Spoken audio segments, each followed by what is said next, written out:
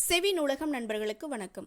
இன்னைக்கு நம்ம பார்க்க போறது திருக்குறள் அதிகாரம் 3 நீத்தார் பெருமை. குறள் 21. ஒழுக்கத்து நீத்தார் பெருமை விழுப்பத்து வேண்டும் பணுவல் துணிவு. ஒழுக்கத்து நீத்தார் பெருமை விழுப்பத்து வேண்டும் பணுவல் துணிவு. விளக்கம்: ஒழுக்கத்தில் நிலைத்து நின்று பற்று விட்டவர்களின் பெருமையை சிறந்ததாக போற்றி கூறுவதே நூல்களின் துணிவாகும். குறள் 22. துறந்தார் பெருமை துணைக்கூற்றின் வையத்து இறந்தாரை எண்ணிக் கொண்டற்று.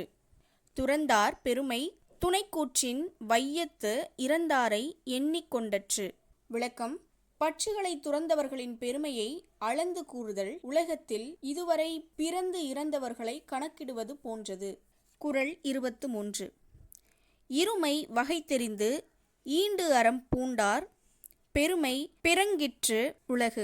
இருமை வகை தெரிந்து ஈண்டு அறம் பூண்டார் பெருமை பிறங்கிற்று உலகு. விளக்கம்: பிறப்பு வீடு என்பன போல் இரண்டிரண்டாக உள்ளவைகளின் கூறுபாடுகளை ஆராய்ந்தறிந்து அறத்தை மேற்கொண்டவரின் பெருமையே உலகத்தில் உயர்ந்தது. குறள் 24. உரனென்னும் தோட்டியான் ஓரைந்தும் காப்பான் வரனென்னும் வைப்பிற்கோர் வித்து. உரனென்னும் தோட்டியான் ஊரைந்தும் Kaappaan வரனென்னும் வைப்பிற்கோர் with. விளக்கம்: அறிவு என்னும் கருவியினால் ஐம்பொறிகளாகிய யானைகளை அடக்கி காக்க வல்லவன் மேலான வீட்டிற்கு விதை போன்றவன். குறள் 25. ஐந்தவித்தான் ஆற்றல் அகழ் விசும்பு உளார் கோமான் இந்திரனே சாளுங்கரி. ஐந்தவித்தான் ஆற்றல் அகழ் விசும்பு உளார் கோமான் இந்திரனே சாளுங்கரி. விளக்கம்: ஐந்து புலனாகும் ஆசைகளை ஒழித்தவனுடைய வல்லமைக்கு வானுலகத்தாரின் தலைவனாகிய இந்திரனே போதுமான சான்று ஆவான். குறள் 26. செயற்கரிய செய்வார் பெரியர் சிறியர் செயற்கரிய செய்களாதார். செயற்கரிய செய்வார் பெரியர் சிறியர் செயற்கரிய செய்களாதார். விளக்கம்: செய்வதற்கு அருமையான செயல்களை செய்ய வல்லவரே பெரியோர், செய்தற்கு அரிய செயல்களை செய்ய மாட்டாதவர் சிறியோர். குறள் 27. சுவை ஒளி ஊறு ஓசை நாற்றமென்னும் ஐந்தின் வகை தெரிவான் கட்டே உலகு. சுவை ஒளி ஊறு ஓசை நாற்றமென்னும் ஐந்தின் வகை தெரிவான் கட்டே உலகு.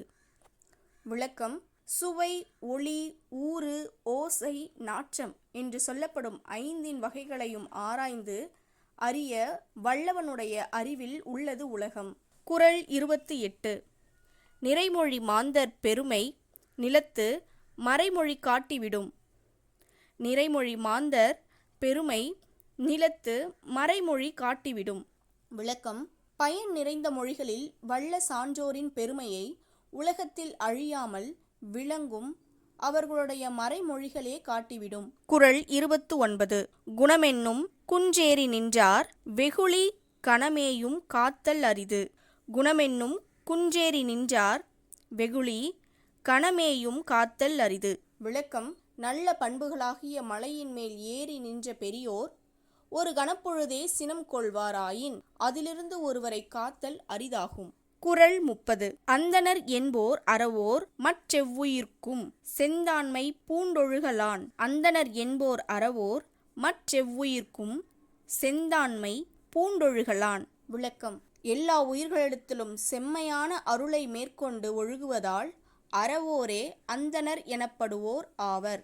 இதுபோல பயனுள்ள புத்தகங்களை கேட்டு மகிழ செவி நூலகம் சேனலுக்கு சப்ஸ்கிரைப் பண்ணுங்க. நன்றி.